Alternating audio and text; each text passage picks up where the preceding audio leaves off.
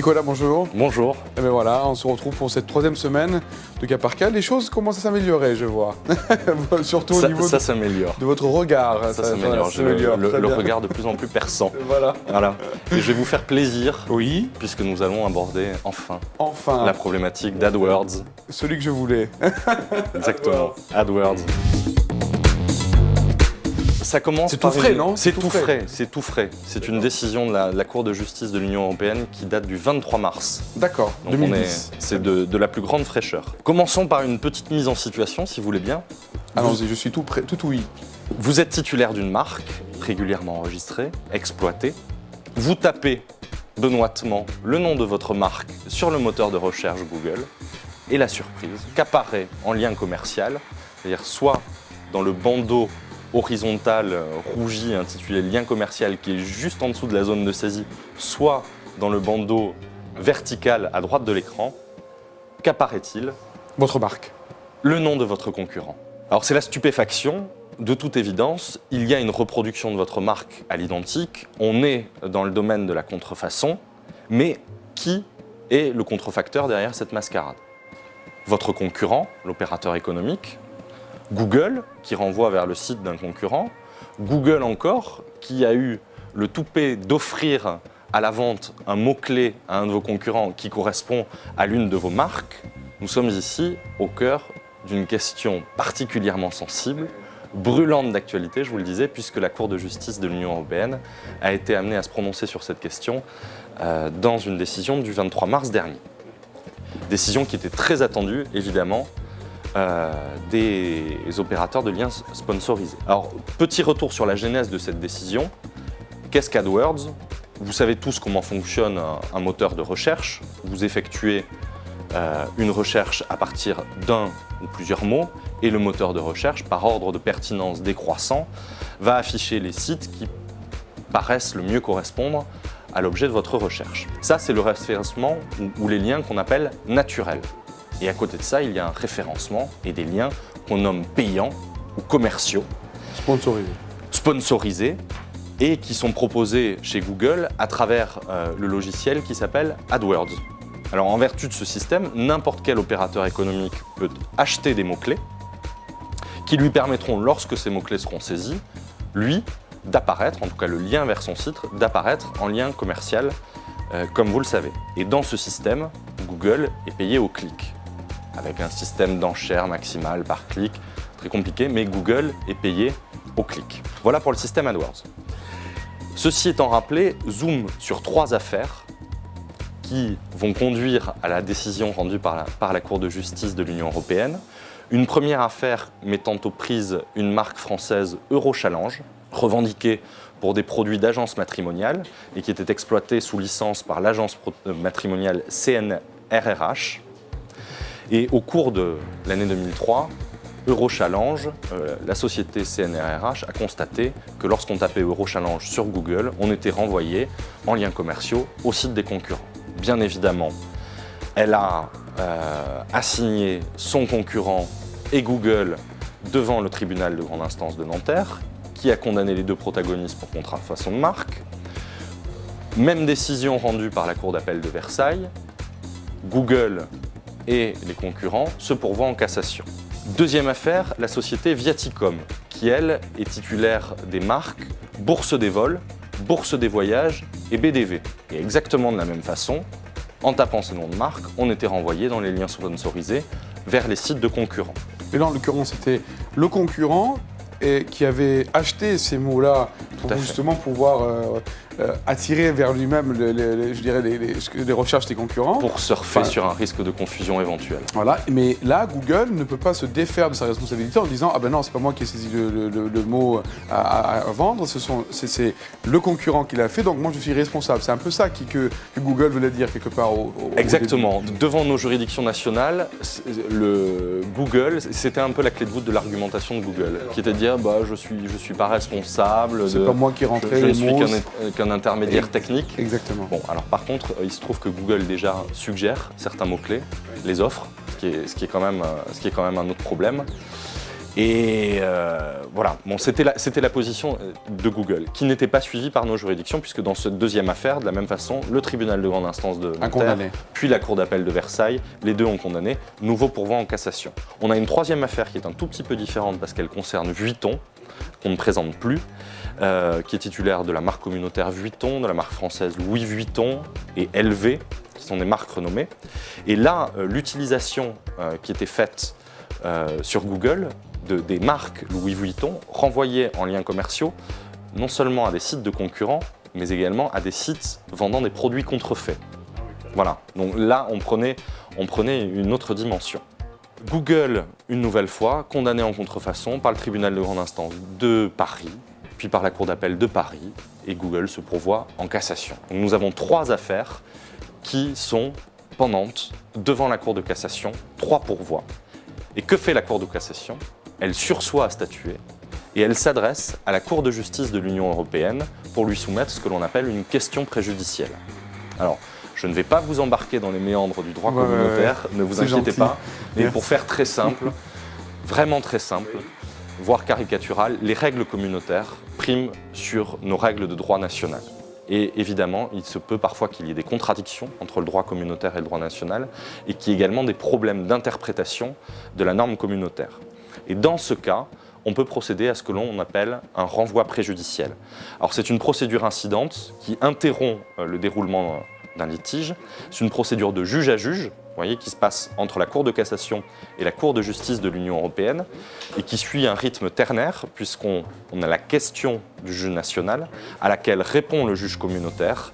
La balle est renvoyée au juge national qui, lui, l'applique. D'accord. Donc, on est dans ce cadre-là. Et quelles sont, dans ces affaires, les 3 questions préjudicielles qui sont posées à la Cour de justice de l'Union européenne? Question posée en juin 2008. Ça mérite d'être signalé, on a une réponse presque 2 ans plus tard. On a pris le temps de la réflexion.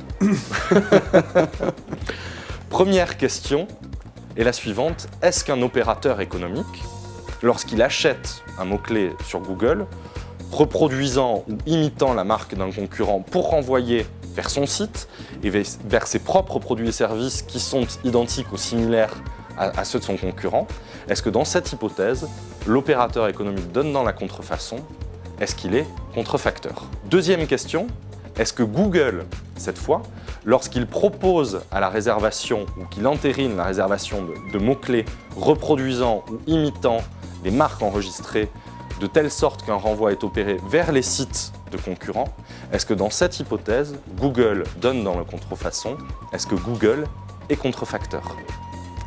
Et troisième question qu'on a posée également à la CJUE, est-ce que Google peut être considéré comme hébergeur? Et ça, c'est un intérêt tout à fait particulier, parce que les hébergeurs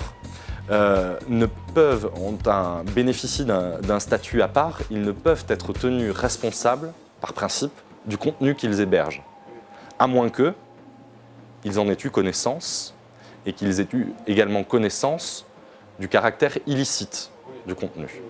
Voilà les 3 questions qui étaient posées.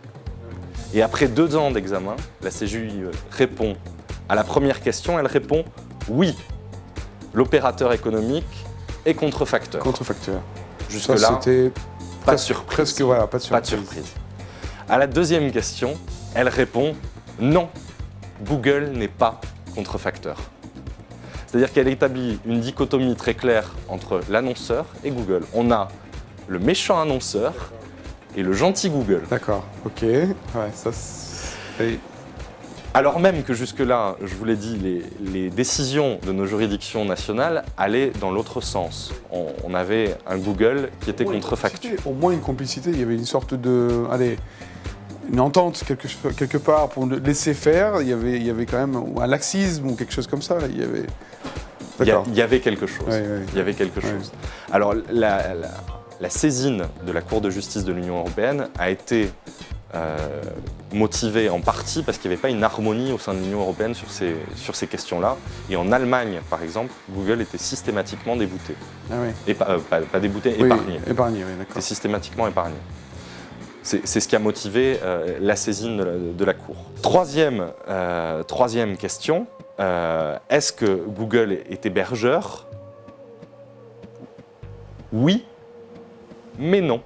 On a une réponse de Normand parce qu'on nous dit la chose suivante. A priori, Google a tout pour être hébergeur, mais pour bénéficier d'une irresponsabilité totale du contenu, il faudra renvoyer à l'appréciation de son rôle actif ou non dans la rédaction des annonces qui vont avec... Est-ce que c'est Google qui l'a proposé ou est-ce que lui, il s'est laissé remplir en fait? Dans la rédaction de l'annonce, du message commercial accompagnant l'annonce, le lien promotionnel, ou dans l'établissement des mots-clés. Le cas échéant, et on renvoie la balle devant les juridictions nationales. Voilà, donc au cas par cas, il faudra examiner si Google a joué un rôle actif dans ce message commercial et auquel cas cela annihilera, si tel n'était pas le cas, cela annihilerait la neutralité du service. Donc si j'ai bien compris, dans le cadre où Google proposerait le terme à n'importe qui, mais qui aurait été protégé auparavant par une autre personne, il le proposerait à la vente en tant qu'AdWords, Google serait responsable, aurait une responsabilité engagée. S'il ne propose pas, lui, des mots-clés qui ont une protection préalable en tant que marque ou droit d'auteur, comme on a pu dans d'autres circonstances, là, à ce moment-là, il n'est plus responsable. Il faut attaquer donc celui qui a acheté uniquement l'annonceur. Mais Google est très malin parce que ils avaient anticipé ce genre de problème, c'est-à-dire que non seulement dans les brochures, lorsque vous réservez un mot-clé sur AdWords, on vous invite surtout à ne pas réserver la marque d'un concurrent, donc il y a déjà la dimension d'avertissement qui existe, mais ils ont également aussi créé maintenant une procédure interne qui lorsque vous constatez que l'une de vos marques a été réservée comme mot-clé par un concurrent, qui vous permet d'alerter Google pour que l'agissement cesse. Voilà, donc sur cette responsabilité éventuelle en tant qu'hébergeur qui subsiste, ils ont déjà commencé à se couvrir. Voilà, ils ont anticipé les choses. Mais pour conclure, on a quand même une décision qui, d'un pur point de vue du droit, est quand même un petit peu tirée par les cheveux. Parce que la manière dont on justifie le fait que Google ne soit pas contrefacteur, c'est en disant, je ne vais pas rentrer dans les détails, mais c'est en disant que, grosso modo, l'usage que Google fait des marques n'entre pas dans le cadre de la vie des affaires. Et c'est pour ça qu'il n'y aurait pas contrefaçon. On n'est pas dans la vie des affaires. Alors même que Google est payé au clic dans ce système AdWords et que selon certaines sources, cela représenterait 99% de ses revenus. Voilà, donc on était sur une décision diablement politique. D'accord, ah oui, parce que on ne peut pas dissocier le côté économique au AdWords, je veux dire, ou même au contenu même de Google. Parce que Google, si la décision avait été défavorable, c'était la fin d'AdWords. Ah oui, et la fin des revenus de Google. Ah oui, parce que c'est en tue Google. En tout cas en France, enfin en Europe, parce que là l'application de la décision se fera en Europe en fait. Bien sûr. D'accord. Bon, ben, moi je suis très content d'avoir eu cette affaire et d'en avoir pris connaissance. Et bon, je pense que tout n'est pas terminé. Je pense qu'il y aura du peaufinage, ça va évoluer, on aura d'autres. On attend l'application de cette décision par les juridictions nationales, avec la dimension factuelle qui rentrera en considération pour la partie hébergeur. Et donc ça nous permet de penser que si aujourd'hui quelqu'un voit un mot-clé, en tout cas une apparition de lien qui inclut des termes qu'il a protégés, aujourd'hui il peut très rapidement prendre contact avec Google, en tout cas pour leur demander de... Pour faire cesser. Pour faire cesser. Oui, tout à fait. Donc est-ce qu'il faut une décision de justice pour faire ça? Pas du tout. D'accord. Il peut directement le demander. Non, c'est à l'appréciation de Google qui fait sa propre police interne. D'accord. À partir sur la foi de l'enregistrement de la marque antérieure qu'on lui divulgue, toutes ces choses-là. Mais après, on peut faire bien d'autres choses et ça fera l'objet d'une autre intervention. Parfait. Alors à la semaine prochaine. À la semaine prochaine. Merci beaucoup.